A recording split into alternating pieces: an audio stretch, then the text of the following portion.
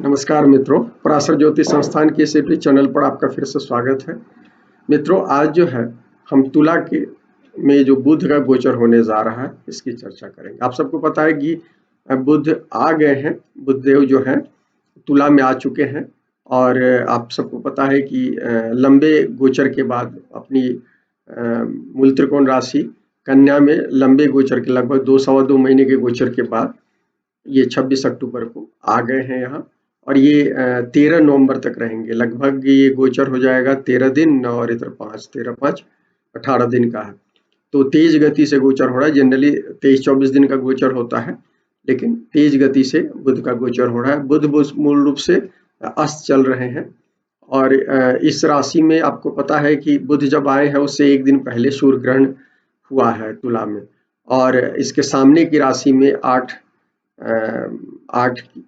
को देर शाम में वो होगा, चंद्र ग्रहण होगा। तो ये जो मेष और तुला जो राहु केतु यहाँ से गुजर रहे हैं तो इसमें हो रहा है और भारत में दोनों ग्रहण देखे जा रहे हैं। तो इस ग्रहण में ये बुध का गोचर हो रहा है, तो ये एक इम्पॉर्टेंट गोचर है। प्रायः तुला में अच्छा गोचर बताया जाता है, लेकिन ये दिक्कत रहेगी। आगे हम इसके बारे में बताते हैं। सबसे पहले आपको पंचांग की स्थिति बता देते हैं। जब ये आए हैं ये 1:30 बजे के आसपास में 1:22:45 के अनुसार हमारे सॉफ्टवेयर में दिख रहा है। तो उसके हिसाब से पंचांग जो है कार्तिक शुक्ल प्रतिपदा तिथि है, पहली तिथि है शुक्ल पक्ष की।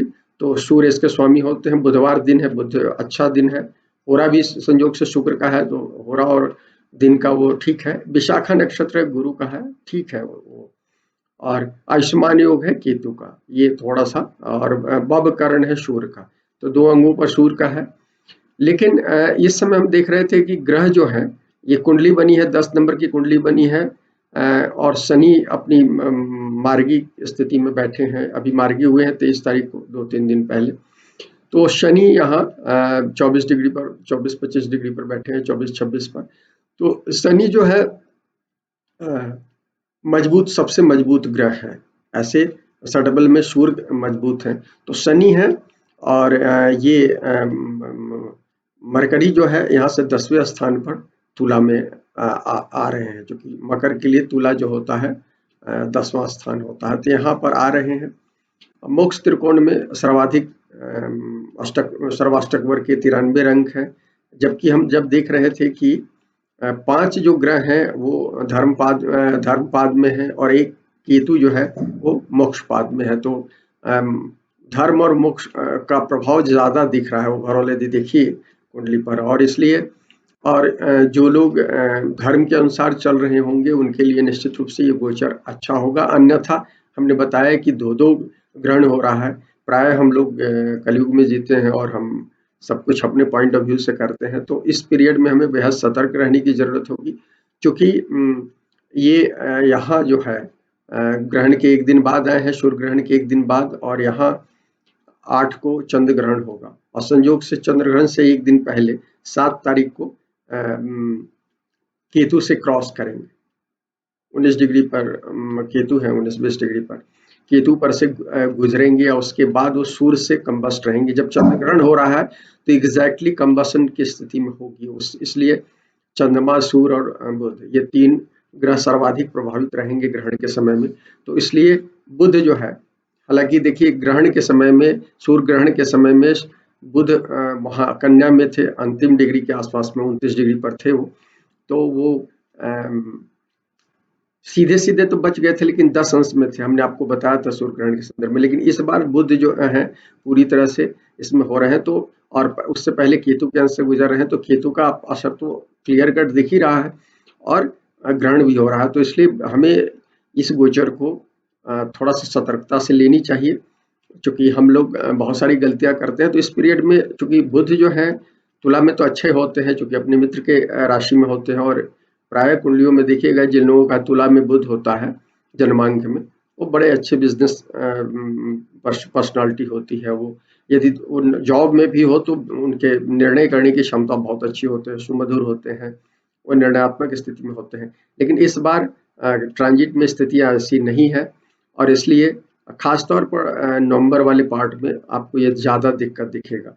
तो अब चूंकि शॉर्ट गोचर भी है तो आपको बहुत ज़्यादा अंतिम 18 दिन में 9-10 दिन आपको बहुत ज़्यादा सावधानी से गुजारना चाहिए, और अगले 2-4-5 दिन आगे तक क्या कहलाता है, जब यहाँ से निकले और उसके बाद वृश्चिक में चले जाएंगे तो गोचर बेसिकली बुध का अगला 2 गोचर ये बहुत अच्छा नहीं है, और इसलिए हमको जो लोग ग्रहण की ऊर्जा से प्रभावित हैं उनकी कुंडली कहीं ना कहीं उनकी बुद्धि प्रभावित होगी, उनके व्यावसायिक निर्णय प्रभावित होंगे, जो बुध से संबंधित जो प्रभाव है, कारकत्व है, उन सब चीज़ों में प्रभाव होने की स्थिति है। बच्चों के स्वास्थ्य जो है माने वो बच्चों की तरह आप निर्णय लेंगे और आपके बच्चों के जीवन में भी कुछ कठिनाइयाँ हो सकती हैं यदि आपकी कुंडली में पहले से संतान भाव पीड़ित है, तो इस बात का ध्यान रखने की ज़रूरत है। मित्रों, मूल बात यही है। अब हम आपको राशिफल बता देते हैं। देखिए, मेष लग्न राशि के लिए तो उचित होते नहीं हैं बुध, और उनके यहाँ से 7वें भाव में बन रहा है, और वहाँ ग्रहण की एनर्जी आ रही है, पहले से तुला में ग्रहण की एनर्जी है, फिर मेष में भी आ रही है, चूंकि चंद्र ग्रहण जो होगा मेष में होगा राहु के साथ। तो आपको चूंकि 7वां जो है संबंधों का होता है, व्यक्ति वैवाहिक जीवन में सर्वाधिक आपको सतर्क रहने की जरूरत है। पार्टनर की तबीयत खराब हो सकती है, अपनी भी तबीयत खराब हो सकती है, पार्टनर की विशेष रूप से सामाजिक जीवन में भी, और या विवाद की स्थिति दिख रही है तो, और सामाजिक जीवन में भी, खासकर व्यापारिक जीवन में आपका यदि साझेदारी वाला है तो आपको सावधान रहने की जरूरत है। इस समय बड़े निर्णय से बचना चाहिए। कुछ यात्राएं हो सकती है, लंबी यात्राएं हो सकती है, उसमें भी आपको बहुत ज्यादा समझ-बूझ से काम करना चाहिए। चूंकि तीसरे और छठे के स्वामी होते हैं, छठा मूल त्रिकोण होता है, तो स्पेशली हम आपको मेष के जातकों के लिए, और चूंकि 30 तारीख को मंगल भी वक्री हो रहे हैं, तो इसलिए मेष के जातकों को बहुत सतर्क रहना चाहिए इस पीरियड में, हमारा ये मानना है। जहाँ तक वृषभ लग्न और राशि की बात है, इसमें छठे में गोचर हो रहा है, और ये शुक्र, यहाँ 4 ग्रह हैं, आप सबको पता है, शुक्र के साथ है, सूर्य के साथ है और केतु है। तो ये, और चूंकि इसमें दूसरे और 5वें के स्वामी होते हैं, तो धन के मामले में, संतान के मामले में, एजुकेशन से संबंधित मामलों में, एजुकेशन में हो सकता है आपको फायदा हो, कुछ गवर्नमेंट से भी फायदा हो, लेकिन संतान की हेल्थ या उनके साथ थोड़ा सा वाद विवाद की स्थिति हो सकती है। क्रिएटिविटी अच्छा रहेगा, आपका क्रिएटिविटी वगैरह अच्छा रहेगा। एजुकेशन के मामले में भी आपको कुछ अच्छी चीजें हो सकती, खासकर फॉरेन माने ऐसे संबंधित चीजों के मामले में, या उस मामले में आपको ज्यादा प्रोग्रेस दिख रहा है, लेकिन आपको भी सतर्क रहना चाहिए सेहत के मामले में, स्पेशली हम कहेंगे अपनी भी सेहत के मामले में, जो कि शुक्र भी है, और वो संतान की सेहत के मामले में। जहां तक मिथुन की बात है, इसमें तो लग्नेश होते हैं और फिर चतुर्थेश होते हैं, माने शुभ भाव के होते हैं, तो आपको कहीं ना कहीं इस पीरियड में आपको थोड़ा सा मानसिक पीड़ा हो सकती है, और बड़े निर्णय करने से बचने चाहिए। हालांकि 5th हाउस है, क्रिएटिविटी आपकी अचानक बढ़ जाएगी, उसके कारण आपको कुछ फायदा हो सकता है मिथुन के जातकों को, और शिक्षा और सरकार से भी क्या कहलाता है फायदा आपको ये इस पीरियड में क्या कहलाता है दिख रहा है। आपकी कुंडली पर निर्भर करता है, और ये आपकी यदि खराब कुंडली होगी, दशा भुक्ति खराब होगी, तो इस मामले में हानि भी हो सकता है, इस बात को समझिए। लेकिन जनरली इन जनरल मिथुन के जातकों को बुध पीड़ित है, तो हेल्थ के मामले में स्पेशली हम कहना चाहते हैं, खासकर संतान की हेल्थ के मामले में आपको बहुत ज्यादा सतर्क होने की जरूरत है। मित्रों, हम कर्क लग्न राशि की बात करते हैं, इसमें तीसरे और 12वें के स्वामी होते हैं, मूल त्रिकोण तीसरे में होते हैं इसके, और ये चौथे से गोचर हो रहा है, तो हम आपके कहेंगे तो तीसरे के स्वामी होते हैं। अनुज के साथ थोड़ा सा रिलेशनशिप में, छोटे भाई बहनों के साथ रिलेशनशिप में ध्यान रखें। मदर के मामले में भी थोड़ा सा उतार चढ़ाव होगा मानसिक रूप से, हालांकि कुछ फायदे भी होंगे, और स्पेशली आपको धन के मामले में, खासकर वाहन, घर के मामले में कुछ सुख हो सकता है, लेकिन मानसिक परेशानी रहेगी, क्योंकि आपके लिए वैसे भी बहुत फेवरेबल तो बुध होते नहीं है कर्क के लिए। चंद्र और बुध का अपना संबंध है, पिता है, उसके बावजूद थोड़ा सा उठापटक रहती है, तो मानसिक परेशानी रहेगी इस पीरियड में। जहां तक सिंह लग्न राशि की बात करते हैं, इसमें दोनों धन भाव के स्वामी होते हैं, तीसरे में आ रहे हैं बुध, तो आपको हम ये कहेंगे कि लाभ तो होगा, धन लाभ की स्थिति तो आपको हो रही है, लेकिन सूर्य ग्रहण और चंद्र ग्रहण की स्थितियां हैं, इसलिए किसी तरह से विवाद से आप बचें। खासकर परिवार में भी विवाद हो सकता है, बड़े भाई से भी विवाद हो सकता है, तो इस तरह की स्थितियां दिख रही है, इसलिए हम आपको कह रहे हैं कि वाणी दोष और सब चीजों से आप ये रखें, अन्यथा क्या कहलाता है आपको दिक्कत होगी, और एग्रेसिव नहीं रहे, और कोई भी अभी तत्काल माने 18 दिन का गोचर है, इसमें निर्णय लेने से बचे किसी भी मामले में। जहां तक कन्या लग्न राशि की बात करते हैं, इसमें तो लग्नेश होते हैं और दशमेश होते हैं, तो वर्क प्लेस पर कुछ फायदे आपको होंगे, लेकिन आपको थोड़ा सा आपको चूंकि आपके दूसरे भाव में हो रहे हैं तो वाणी का ध्यान रखना चाहिए। कुछ आपसे कुछ गलत निर्णय नहीं हो, बड़े निवेश करने से बचें। यदि कर रहे हैं तो किसी कंसल्टेंट की मदद से करें तो आपके लिए ठीक होगा। जहां तक कुछ मुंह और दांत से संबंधित कुछ परेशानी हो सकती है आपको, और ये चीजों का ध्यान रखिए। यदि कुंडली यदि गड़बड़ होगी तो अच्छी होगी तो ठीक है, कोई प्रॉब्लम नहीं होगी, लेकिन तो भी कन्या और मिथुन के जातकों को इस बात का ध्यान रखना चाहिए, क्योंकि बुध प्रभावित हो रहे हैं, सीधे कंबस्ट भी हैं और उसी समय केतु से पीड़ित होकर आ रहे हैं, फिर सूर्य से पीड़ित होंगे, एग्जैक्टली होंगे। तो कई बार क्या कहलाता है, एग्जैक्ट कंबसन में सूर्य के साथ फायदा हो जाता है, लेकिन ग्रहण की एनर्जी है, इसलिए हम स्पेशली कहना चाहते हैं। जहां तक तुला की बात है, तुला में ही सब कुछ हो रहा है, और चूंकि इसमें 9वें 12वें में होते हैं और 12वां इनका मूल त्रिकोण होता है, और लग्न में होने के कारण आपको सबसे ज्यादा सतर्क आपको भी, माने बुध की दोनों राशियों के बाद आपको भी सतर्क रहना चाहिए। स्पेशली कुछ भी बोलने से पहले सोचना चाहिए, अन्यथा आपकी बातों का उटपटांग मतलब और निकाला जा सकता है। शुक्र भी पीड़ित है, तो टैक्टफुल रहिए, चूंकि शुक्र भी कंबस्ट है, बुध भी कंबस्ट रहेंगे, तो आपको तुला के जातकों को विशेष रूप से ध्यान रखना चाहिए। वृश्चिक की बात करें, इसमें 12वीं में जा रहे हैं, तो 12वीं में जा रहे हैं और 8वीं 11वीं इनके लिए तो अच्छा होते ही नहीं है।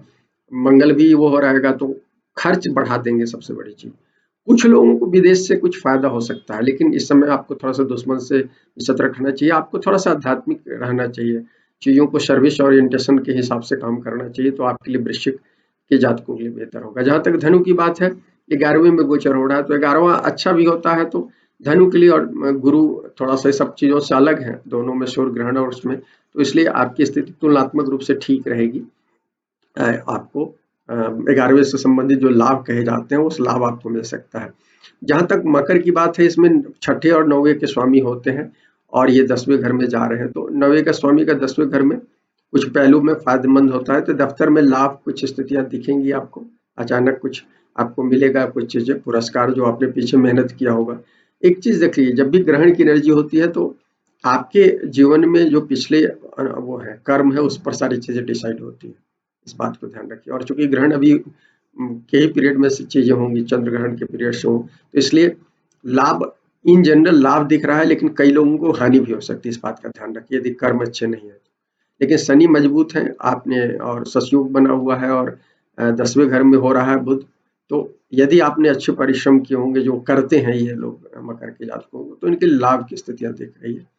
जहां तक कुंभ की बात करते हैं, इसमें 5वें 8वें के स्वामी होते हैं, 9वें में जा रहे हैं। आपको ज्यादा सतर्क रहना चाहिए मकर से, मकर के लिए तो तुलनात्मक आपको, इसलिए कि 9वें में जा रहे हैं, तो आसान नहीं होगा। थोड़ा सा आध्यात्मिक ग्रोथ हो तो ठीक है, हायर प्लेन में यदि आप काम कर रहे हैं तो अच्छा है।